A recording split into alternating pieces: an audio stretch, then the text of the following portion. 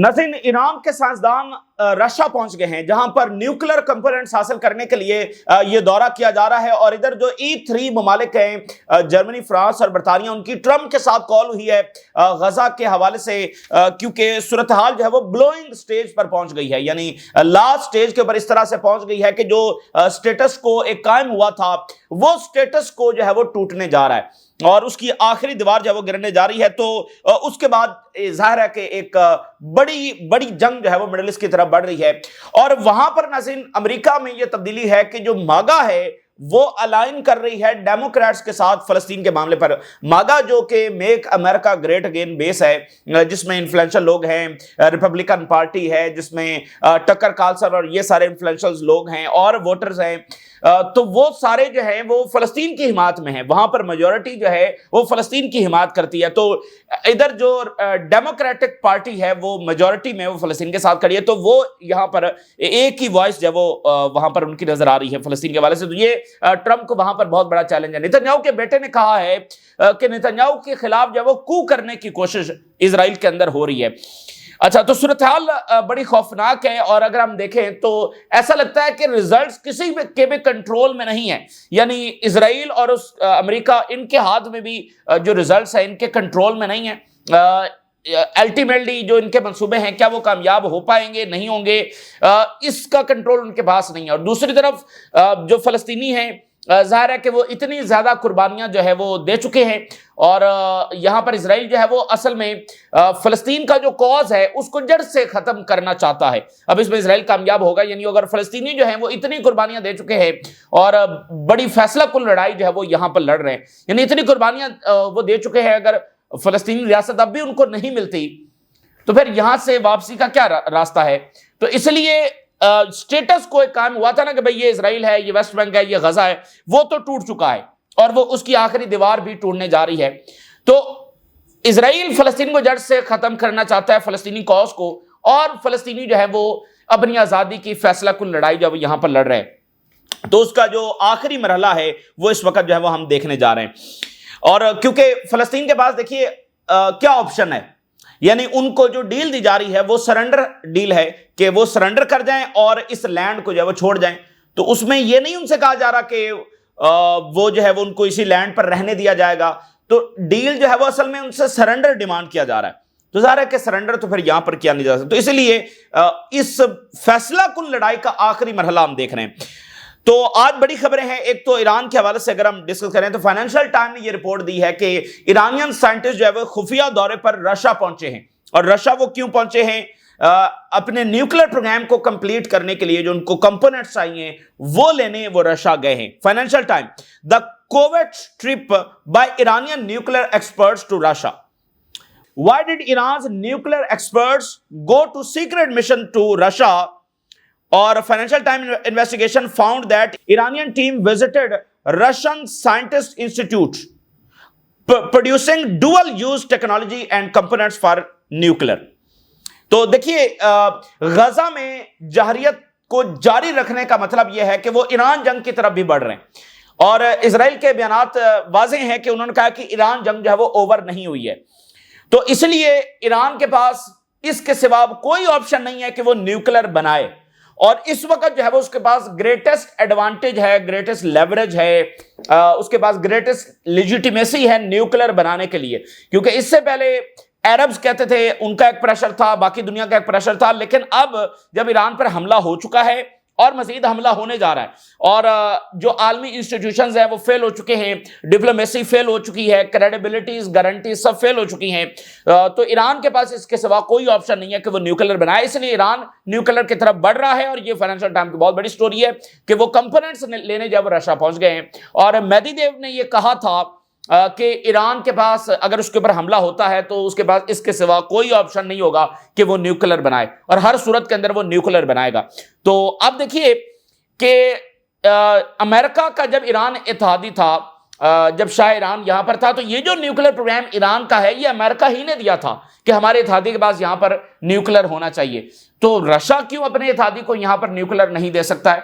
फिर रशिया को भी तो इत्तेहादी चाहिए ना, और वो इत्तेहादी जिस पर हमला होने जा रहा है। तो ये एक बड़ी इंपॉर्टेंट बात है। और नॉर्थ कोरिया में भी यही हुआ یہ جو ٹرمپ نے ایران پر حملہ کیا یہ دراصل اس کی فولش پالیسی تھی. اس کو اس وقت بھی امریکن ایکسپرٹس نے وارن کیا اور نتیجہ یہ نکل رہا ہے کہ ایران نیوکلر بننے جا رہا ہے. اور نارتھ کوریا میں سیم ایسا ہوا. نارتھ کوریا NPT کا ممبر تھا, اس کو دھمکایا گیا, وہ NPT سے نکل گیا اور اس نے نیوکلر دھماکے کر دیے. تو سیم یہاں پر ہو رہا ہے. بڑی انٹرسٹنگ سٹیٹمنٹ جو ہے وہ رشیا نے جاری کی ہے. ذرا دیکھیے, US sanctions will not stop shift to the multipolar world. Overall تو یہ لڑائی جو ہے وہ ورلڈ آرڈر کی ہے. تو رشیا یہ کہہ رہا ہے کہ امریکہ کے تمام اقدامات کے باوجود ورلڈ آرڈر کا جو شفٹ ہے وہ رک نہیں سکے گا. رشیا نے انٹینسیفائی کر دیا ہے برکس اور گلوبل ساؤتھ پارٹنرز کے ساتھ جو کوپریشن ہے اس کو انٹینسیفائی کر دیا ہے. کس چیز کے لیے؟ امریکہ کو کاؤنٹر کرنے کے لیے. portraying itself as a leader in building, مطلب ایک لیڈر کے طور پر وہ پیش کر رہا ہے as alternative multipolar world order resistance to western economic coercions. Russia جو ہے وہ گلوبل ساؤتھ اور برکس کنٹریز کے ساتھ اس نے تعلق جو ہے وہ کوپریشن انٹینسیفائی کر دیا ہے اور وہ اپنے آپ کو ایک لیڈر کے طور پر پیش کر رہا ہے ایک الٹرنیٹو ورلڈ بنانے کے لیے جس میں جو ویسٹ کا اوورال تسلط ہے وہ نہیں ہوگا. تو گلوبل ساؤتھ بھی وکٹم ہے, لیٹن امریکہ بھی وکٹم ہے, مڈل ایسٹ بھی وکٹم ہے, اوورال گلوبل ساؤتھ جو ہے یہ سارا وکٹم ہے ویسٹرن پالیسیز کا, چاہے ان کی ملٹری پالیسیز ہوں یا اکنامک پالیسیز ہوں, دونوں کے یہ وکٹم ہیں اور یہ آگے بڑھ رہے ہیں. روبیو اور جو فرانس کے فارن منسٹر ہیں ان کی کال ہوئی ہے ایران کے نیوکلیر پروگرام کے حوالے سے. اچھا, یہاں پر ناظرین ایک بڑی امپورٹنٹ کال ہوئی ہے جو E3 ممالک ہیں انہوں نے ٹرمپ کو کال کی ہے. فرانس, برطانیہ اور جرمنی. میکرون نے, جرمن چانسلر نے اور برطانیہ کے پرائم منسٹر نے انہوں نے جوائنٹ کال کی ہے ٹرمپ کو جس میں غزہ ڈسکس ہوا ہے. اور وہ ظاہر ہے کہ ڈسکس اس لیے ہوا ہے کہ اسرائیل غزہ کو آکوپائی کرنے کا اعلان کرنے جا رہا ہے اور پھر جو سٹارویشن کی صورتحال ہے وہ بہت ہاریفک ہے. اور جب اسرائیل غزہ کو آکوپائی کرنے کا اعلان کرنے جا رہا ہے تو یہاں پر جو سٹیٹس کو ہے وہ گرنے جا رہا ہے. یعنی دیکھیں, نارتھ کوریا اور ساؤتھ کوریا یہ جنگ ختم تو نہیں ہوئی ہے بلکہ یہ جنگ فریز ہے, ایک سٹیٹس کو قائم ہے. تو اسی طرح جو فلسطین کا تنازع ہے یہ حل تو نہیں ہوا ہے لیکن ایک سٹیٹس کو کہ ایک بڑی جنگ وہاں پر نہیں ہو رہی تھی. غزہ ہے, ویسٹ بینک ہے, حالانکہ جو ایک سائلنٹ جینوسائیڈ ہے وہ تو ہمیشہ سے جاری تھی. ساؤتھ کوریا اور نارتھ کوریا کے کیس میں تو ایسا نہیں ہے لیکن یہاں پر تو صرف بات سمجھانے کے لیے, یعنی کہ ایک سٹیٹس کو قائم تھا کہ بھئی یہ ویسٹ بینک ہے, یہ غزہ ہے. اب دونوں کو تو اسرائیل ہتھیانے جا رہا ہے, اس کی پلاننگ کر رہا ہے, تو سٹیٹس کو تو نہ بچا. تو اب اس کے ریزلٹس آنے ہیں تو اس کے اوپر یہ بات چیت جو ہے وہ کی جا رہی ہے. اور نیو یارک ٹائمز ذرا دیکھیے, German chancellor joined Macron and Starmer in a phone call with Trump. اور رپورٹ کے مطابق, جرمن میڈیا کی رپورٹ کے مطابق, جرمن چانسلر نے پچھلے 4-5 دنوں میں کئی فون کالز ہے وہ نتنیاہو کو کی ہیں. جرمن چانسلر نے کئی فون کالز ہے وہ نتنیاہو کو کی ہیں. اور ورلڈ ہیلتھ آرگنائزیشن کے سربراہ یہ کہہ رہے ہیں کہ جو کچھ غزہ میں ہو رہا ہے اور جو ہاریفک سچویشن وہاں پر ہے انہوں نے اپنی پوری لائف میں ایسا کہیں کسی دنیا کے کونے میں نہیں دیکھا ہے. I have never seen anything like what is happening in Gaza in my professional life. اور یہ رپورٹ ذرا دیکھیے, after harrowing footage of starving hostages in Gaza, Netanyahu wallows in self-pity. Horrific footage اور سٹارویشن کی جو تصویر اور ویڈیوز وہاں سامنے آ رہی ہیں اور جو اسرائیلی کیپٹیوز ہیں ان کی بھی ویڈیوز جاری ہوئی ہیں جس سے اسرائیل میں اور زیادہ ہے کہ بھئی وہاں پر امداد جب بھیجی جائے. خیر, تو آئیڈیا ناظرین یہاں پر کیا ہے, یعنی اسرائیل کا منصوبہ یہاں پر کیا ہے؟ وہ یہ ہے کہ دیکھیں, ہم یہ بات کر رہے ہیں کہ ساری دنیا مظاہرے کر رہی ہے, ساری دنیا دیکھ رہی ہے کہ جینوسائیڈ ہو رہی ہے, تو بھئی اسرائیل کو بھی بتا نا ساری دنیا دیکھ رہی ہے, وہ کیا سوچ کر یہ کرتے چلے جا رہے ہیں. ان کا آئیڈیا یہ ہے کہ فلسطینیوں کو ایک دفعہ جب ڈسپلیس کر دیا جائے گا تو اس کے بعد یہ ہے کہ وقت گزرنے کے ساتھ لوگ جو ہے وہ اس کو فرگیٹ کرنا شروع ہو جائیں گے اور پھر وہ ری رائٹ کریں گے ہسٹری کو, جیسے کہ وہ ماضی میں کئی سینچریز میں کرتے آئے ہیں.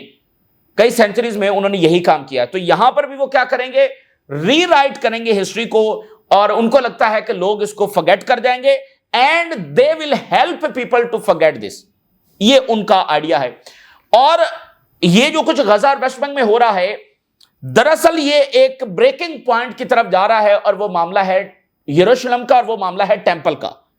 یہ جو آپ کو اسرائیل ہر 10ویں دن بین گور اور یہ سارے مسجد اقصی میں داخل ہوتے ہوئے نظر آتے ہیں، یہ ایسا نہیں ہے کہ ایک دن ان کا دل کرتا ہے وہ وہاں پر داخل ہے، یہ ایک سسٹمیٹک یہ چیز ہو رہی ہے، بائی پلان ہو رہی ہے۔ وہ کیا ہے؟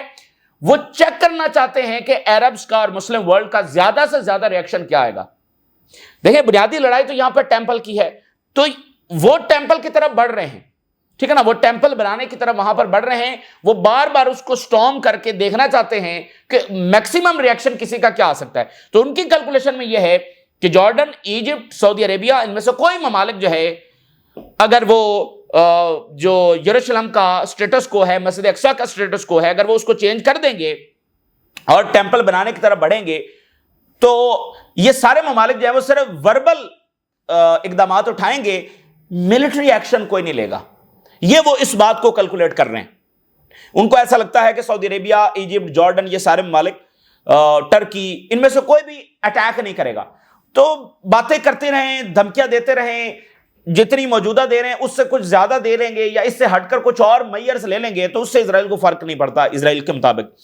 تو ان کا آئیڈیا یہ ہے کہ ایک دفعہ ہم یہ سارا کچھ کر لیں، ٹیمپل بھی بنائیں، اور پھر وقت گزرنے کے ساتھ ساتھ جو ہے وہ دنیا بولنا شروع ہو جائے گی، پھر اگلی جنریشن آ جائے گی تو ہم ہسٹری کو جو ہے وہ ری رائٹ کرتے رہیں گے۔ جیسے اب دیکھیں نا، انہوں نے یہاں پر لکھا ہوا ہے کہ یہاں پر تو فلسطینی کوئی قوم ایگزسٹ کرتی نہیں ہے، there was people which have no land and there was a land with no people۔ یہ ان کی ہسٹری ہے کہ ہم یہاں پر آئے، یہ تو خالی بنجر زمین تھی تو ہم یہاں پر جو ہے وہ اس لیے آباد ہو گئے۔ تو ایسی قوم جس کے پاس لینڈ نہیں تھی اور ایک ایسی لینڈ تھی جہاں پر پیپل نہیں تھے، تو اس لیے وہ یہاں پر آ کر آباد ہو گئے۔ تو یہ انہوں نے ہسٹری ظاہر کہ ان کے اسکولوں میں جو ہے وہ پڑھائی جاتی ہے۔ تو یہاں پر یہ سارا کچھ ہو رہا ہے، اس آئیڈیا کے تحت ہو رہا ہے۔ اب اس میں وہ کامیاب ہوں گے نہیں ہوں گے، تو میں کچھ ہیرڈز کی ہیڈ لائنز آپ کے سامنے رکھتا ہوں۔ تو یہ ان کا پلان ہے، لیکن ہیرڈز کیا لکھ رہا ہے؟ Netanyahu strategy in Gaza field, pushing Israel toward economic catastrophe. انہوں نے آگے تفصیل میں لکھا ہے کہ نیتن یاہو نے پرائیویٹلی یہ کہا کیبنٹ کی ایک میٹنگ میں کہ I want the world to be bored by Gaza, کہ دنیا جو ہے میں چاہتا ہوں کہ بور ہو جائے غزہ کے بارے میں۔ روز خبریں سنتی ہے کہ غزہ میں یہ ہو رہا ہے، اچھا غزہ میں ایڈ نہیں جا رہی ہے، اچھا غزہ میں روز 100 لوگ مر رہے ہیں، تو بس وہ اس کو ایک نارمل سی چیز سمجھ لیں اور بور ہو جائیں غزہ سے کہ یار روزانہ ایک ہی جیسی خبریں آ رہی ہیں۔ تو یہ اس کا بنیادی پلان تھا۔ اب دیکھیں نا کہ جب پہلے ہاسپٹل کے اوپر حملہ ہوا تو دنیا کا کیا ریئیکشن آیا، تو with the passage of time وہاں پر کرائمز کم نہیں ہوئے بلکہ بڑے ہیں۔ جو آج صورتحال ہے، ہمیں ایسا لگتا ہے کہ آج سے 1 سال پہلے تو صورتحال اس سے کئی گنا بہتر تھی، حالانکہ اس وقت بھی دیکھیں تو بم گر رہے تھے، لوگ مر رہے تھے، لیکن آج چونکہ سٹارویشن ہو رہی ہے تو ہمیں ایسا لگتا ہے کہ شاید اس سے تو پچھلی صورتحال اچھی تھی۔ تو یہ ان کا ایک سسٹمیٹک طریقہ ہے۔ تو اس نے کہا کہ آئی وانٹ کہ ورلڈ جب وہ بور ہو جائے غزہ سے۔ It's unclear how he intended to make that happen. Harris لکھ رہا ہے کہ یہ پتہ نہیں اس نے کیا سوچ کر یہ پلان کیا تھا کہ ایسا دنیا کرے گی۔ اور ہیرڈ سے لکھ رہا ہے کہ جو ریزلٹ آیا ہے وہ اس کے الٹا آیا ہے، اور وہ کیا ہے؟ In recent weeks the opposite has occurred. Gaza has become one of the world number one issue. ٹھیک ہے نا، پوری دنیا میں غزہ کے والے مظاہرے ہو رہے ہیں جو سڈنی میں، یعنی جو نیتن یاہو کی پالیسی تھی وہ فیلڈ ہوئی ہے۔ اچھا ایک اور ہیڈ لائن دیکھیے، defining Israeli army opposition, Nitin Yahoo pushes to escalate an unwinnable war in Gaza۔ یہ ہیرڈز لکھ رہا ہے، یعنی میں نے پیچھے آپ کے سامنے سارا سینیریو رکھا ہے کہ ان کی پلاننگز کیا ہیں۔ وہ بالکل تیاری کر چکے ہیں غزہ کی آکوپیشن کا، وہ بالکل تیاری کر چکے ہیں ویسٹ بینک کی آکوپیشن کا، اور وہ بالکل تیاری کر چکے ہیں ٹیمپل کے حوالے سے۔ یہ میں آپ کو بتا دوں، یہ اوورآل جو مطلب غزہ ویسٹ بینک کے بعد آخری پوائنٹ کیا ہوگا، وہ ٹیمپل ہے۔ تو یہ ساری تیاری اس کی ہے اور وہ اس کو طے کر چکے ہیں، وہ اس کو فیصلہ کر چکے ہیں۔ تو لیکن اس میں کیا وہ کامیاب ہوں گے، تو یہ بھی چیزیں ہم آپ کے سامنے رکھ رہے ہیں۔ اور اس لیے میں نے آپ کو کہا کہ ریزلٹس کسی بھی کے کنٹرول میں نہیں ہیں، یہ اسرائیل کے کنٹرول میں بھی نہیں ہے، اور ادھر بھی ظاہر ہے کہ ریزلٹس تو کنٹرول میں نہیں ہیں۔ تو یہ ایک لڑائی ہے جس میں الٹیمیٹلی پتہ چلے گا، لیکن ایک بات شور ہے کہ اگر اسرائیل اس راستے کے اوپر چلتا رہا تو پھر جنگیں ضرور ہوں گی، ریزلٹ جو بھی نکلے، لیکن ہم جنگوں کی طرف بنیادی طور پر بڑھ رہے ہیں۔ اور اسرائیل مسلسل جنگوں میں سروائیو نہیں کر سکے گا، یہ بات بھی طے ہے۔ اچھا جی، despite opposition from army and exhaustion among the combat units and growing reservation among the Israeli public, Netanyahu announce کر رہا ہے کہ وہ اس کو ایسکیلیٹ کرنے جا رہا ہے، جس کو ان ونیبل وار کہا گیا ہے اسرائیل کے ایکسپرٹس کی جانب سے۔ اور جیک سلون نے جو پرسوں لکھا ہے اس نے بھی اس کو کہا کہ یہ جنگ، اس میں کوئی کامیابی اسرائیل کو نہیں ملے گی۔ جیک سلون یہ لکھ رہا ہے۔ نتنیاہو کا بیٹا یہ کہہ رہا ہے کہ نتنیاہو کے خلاف کو کرنے کی کوشش ہو رہی ہے، یہ میامی میں رہتا ہے امریکہ میں۔ یار Netanyahu accuse IDF chief of leading an attempted coup, یہ آرمی چیف کے بارے میں، جو موجودہ آرمی چیف ہے اس کے بارے میں نتنیاہو کا بیٹا یہ کہہ رہا ہے کہ یہ تو نتنیاہو کا جو تختہ ہے وہ لوٹنے کی تیاری کر رہا ہے، کو کرنے کی کوشش کر رہا ہے۔ اب یہ حقیقت ہے یا نہیں کچھ کہہ نہیں سکتے، لیکن نتنیاہو کا بیٹا یہ کہہ رہا ہے۔ اور تل اویو کے اندر ایک الگ سطح کا پروٹیسٹ شروع ہو گیا ہے، الگ پیٹرن کے ساتھ، اور وہ یہ ہے کہ وہاں پر شاپس بند ہونا شروع ہو گئی ہیں، سٹرائکس کرنا لوگوں نے شروع کر دی ہے۔ Jaffa shops strike demanding Israel and Gaza war as activists seek wider disruption. اب وہ شاپس کے اوپر جو ہے وہ سٹرائک ہونا شروع ہو گئی ہے۔ اچھا، اسی درمیان دیکھیے حزب اللہ کے خلاف جو پروجیکٹ ہے اس کے اوپر خود اسرائیلی میڈیا کیا لکھ رہا ہے۔ حزب اللہ سے ہتھیار لینے کی کوشش کی جا رہی ہے، کیونکہ یہ غزہ پر آکوپائی کریں گے تو حزب اللہ اٹیک کرے گی، تو وہ کہہ رہے ہیں کہ حزب اللہ کے پاس ہتھیار ہی نہ ہو، کیونکہ یعنی دیکھیں نا کہ جب غزہ پر آکوپائی کرنے جا رہے ہیں تو کہیں سے ملٹری ایکشن تو آ سکتا ہے، یعنی حزب اللہ کر سکتی ہے، یمن کوئی آگے پیچھے، تو وہ ان کو لگتا ہے کہ مصر اور جارڈن اور سعودی عربیہ اور یہ مالک تو نہیں کریں گے، تو یہ ریزسٹنس کرے گی، تو ریزسٹنس کو پہلے ختم کرو۔ لیکن اسرائیلی میڈیا کیا لکھ رہا ہے؟ Hezbollah remains chastened but has no plans of surrendering to Israel. کوئی سوال ہی پیدا نہیں ہوتا کہ حزب اللہ جب وہ سرنڈر کرے گی، ٹھیک ہے نا، ہتھیار اس صورتحال میں کس صورت جب وہ نہیں ڈال سکتی۔ البتہ اس تمام چیزوں کے ساتھ ایک ٹریجک ریالٹی بھی ہے، اور وہ ٹریجک ریالٹی ہے کہ جتنی ڈسٹرکشن غزہ میں ہو چکی ہے، جتنے ان ڈیٹونیٹڈ بامز وہاں پر پڑے ہوئے ہیں، آپ کو پتا ہے ورلڈ وار میں جو بامز گرے تھے وہ مختلف شہروں میں آج بھی پروسیجر جاری ہے ان کو نکالنے کا، ٹھیک ہے نا، ان ڈیٹونیٹڈ بامز ابھی بھی نکالے جاتے ہیں، اور اگر کسی شہر سے نکلا ہے تو وہ اس پورے شہر کو یا اس پورے ایریا کو خالی کروایا جاتا ہے اس کو نکالنے کے لیے، تو وہ پروسیس آج بھی جاری ہے۔ اور اسرائیل کی بہت بڑی پرسنٹیج ایسی ہے بامز کی جو ڈیٹونیٹ نہیں ہوئے اور غزہ میں پڑے ہوئے ہیں۔ تو وہاں پر ایک سوال یہ ہے کہ اتنی ڈسٹرکشن کے بعد کیا غزہ لیویبل بھی ہے اگر سیز فائر ہو بھی جائے؟ تو اس کو لکھا ہے even if Gazans overcome hunger a livable future seems out of reach۔ اگر آج ہنگر ختم بھی ہو جائے، ایڈ بھی چلی جائے، سیز فائر بھی ہو جائے، لیکن ایک لیویبل فیوچر غزہ میں لگ نہیں رہا کیسا ہوگا۔ تو یہ ایک ٹریجک ریالٹی ہے۔ دیکھیں جو ریکنسٹرکشن پلان ہے اس میں یہ تھا کہ فلسطینیوں کو ایک ایریا میں جمع کیا جائے گا، ٹھیک ہے، دوسرے ایریا میں کنسٹرکشن ہوگی، پھر یہاں سے ان کو اس ایریا میں بھیج دیا جائے گا، تو وہ کنسٹرکشن کا یہ پلان تھا۔ تو اس پلان کے مطابق تو یہ لیویبل ہے، لیکن یہ ایسٹیمیٹ بھی اپنی جگہ پر موجود ہے، اور جیسے ڈسٹرکشن بڑھتی چلی جا رہی ہے اور وہاں پر کمپنیز باقاعدہ موجود ہیں جن کو ٹھیکے دیے ہوئے ہیں اور وہ ایک ایک بلڈنگ گرانے کے پیسے لے رہے ہیں اور انڈیٹونیٹڈ بامز پڑے ہوئے ہیں، تو یہ ایک کنسرن ضرور ہے، لیکن ریکنسٹرکشن پلان کے مطابق یہ لیویبل ہے۔ تو بہرحال یہ دیکھ رہا ہوگا، دیکھیں نا، اب اسرائیل میں بھی تو وہاں پر سیٹلمنٹس ہی بنانی ہے نا، تو اگر یہ ان لیویبل ہے تو اسرائیلی کیسے لیویبل رہیں گے؟ تو لیکن یہ دونوں پرسپیکٹیو ہیں جو میں نے آپ کے سامنے رکھے ہیں۔ خود جو اسرائیلی انسٹیٹیوشنز ہیں وہاں سے مزاحمت، ایک تو جو کل 600 جنرل نے لکھ دیا، موساد چیف اور شن بیت کا چیف اور آرمی کے ڈیفرنٹ جنرلز اور چیفز اور فارن منسٹری کے ڈیفرنٹ لیڈرز، 600، تو انہوں نے کہا کہ فوری جنگ بندی ہونا چاہیے، اسرائیل کی بقا خطرے میں، یہ کل انہوں نے لکھا، میں آپ کے سامنے رپورٹ کیا۔ اب ڈیفرنٹ جو بڑے انسٹیٹیوشنز ہیں وہ اسی طرح سے سامنے آ رہے ہیں۔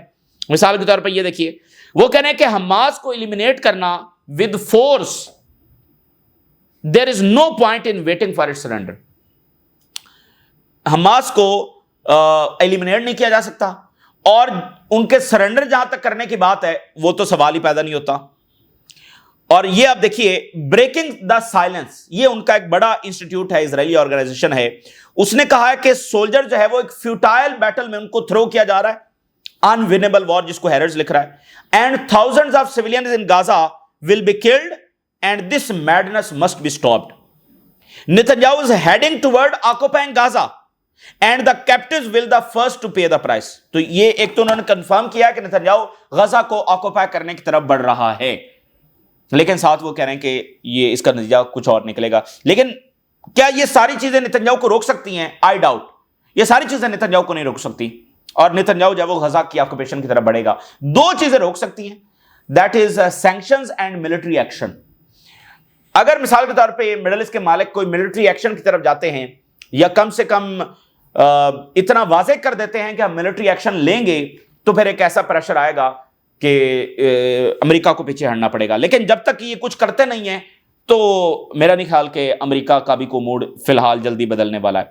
لیکن وہاں پر ایک اور تبدیلی آ رہی ہے کہ جو ماگا ہے اس نے اپنی تحریک بڑھا دی، اور ڈیموکریٹس جو ہیں 92% جو ڈیموکریٹس ہیں وہ فلسطین کے ساتھ کھڑے ہوئے ہیں، اور جو ریپبلکن پارٹی ہے، جو ٹرمپ کی پارٹی ہے، وہ بھی آہستہ آہستہ وہ فلسطین کی طرف جا رہی ہے.